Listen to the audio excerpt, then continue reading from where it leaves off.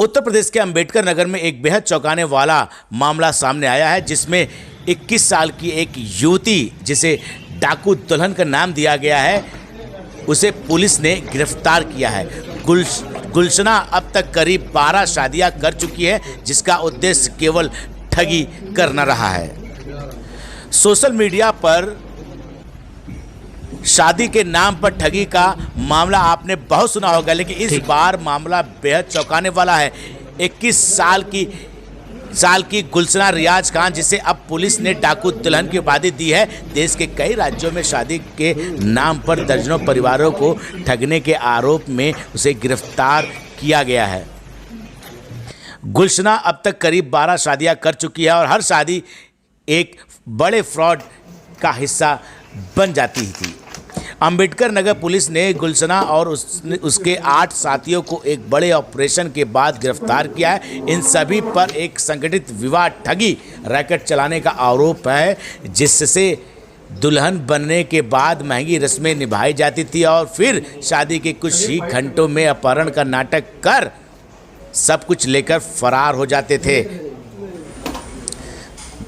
युवती जो अलग अलग राज्यों में कभी नेहा, कभी स्वीटी, कभी सीमा और कभी काजल जैसे नामों से पहचान बनाती थी, शादी के बाद कुछ ही घंटों में अपने गिरोह के साथ वहां से गायब हो जाती थी। लेकिन इस बार हरियाणा के रोहतक निवासी सोनू ने जब उसकी दुल्हन के लापता होने पर पुलिस से संपर्क किया तो पूरा मामला सामने आ गया। सोनू ने 112 नंबर पर कॉल कर आपातकालीन सहायता मांगी।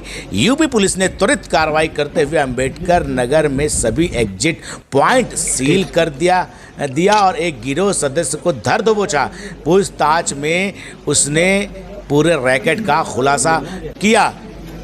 इस पूरी खबर में एसपी साहब ने क्या बताया, आप भी देखिए ये पूरी खबर।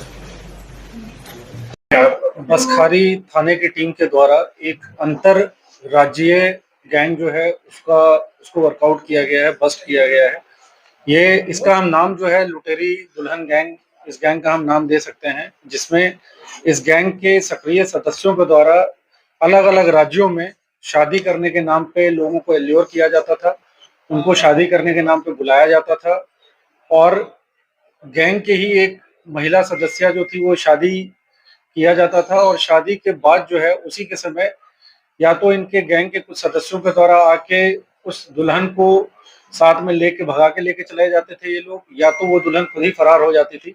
इसी प्रकार का मोडस ऑपरेंडी जो है बसखाली थाना क्षेत्र में भी सूचना मिली थी। इसमें हरियाणा के जो व्यक्ति था उसको शादी करनी थी, वो शादी के लिए यहाँ पे बसखाली थाना क्षेत्र आया था। इसमें जो दुल्हन थी उसके द्वारा लगभग 80,000 रुपए के आसपास में शादी तय हुई थी। जो दूल्हा था उसको पैसा देना था 80,000 रुपया, 20,000 का बाकी कपड़ा वगैरह खरीदा गया था। जब इस पूरे प्रकरण में शादी हो गई, उसके बाद जब दूल्हा जो था दुल्हन को लेके जाने लगा, उसके बाद गैंग के अन्य सदस्यों के द्वारा आके दुल्हन को अपने साथ भगा के लेके गए और दूल्हे के साथ जो है मारपीट वगैरह इत्यादि की गई। इस सूचना को प्राप्त होते ही तत्काल सुसंगत धाराओं में अभियोग पंजीकृत किया गया और पूरी टीम को इस गैंग के सभी सदस्यों की गिरफ्तारी के लिए लगाया गया।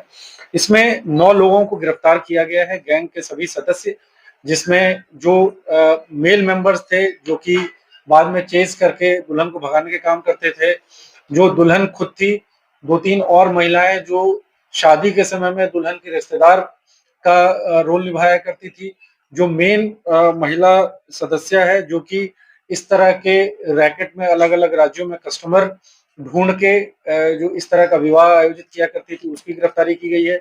गैंग के सभी सदस्यों की गिरफ्तारी कर ली गई है। 72,000 रुपए बरामद किए गए हैं। जिस बाइक से दुल्हन को भगाया गया था उस बाइक की रिकवरी कर ली गई है और इन सभी के पास से 11 अदद मोबाइल फोन जो है वो बरामद किया गया है, जो कि इस अपराध में प्रयोग किया जाता था। इन सभी को जेल भेजा जा रहा है। कब से ये सर्च कर रहे हैं और कितने लोग इसके शिकार हो चुके हैं?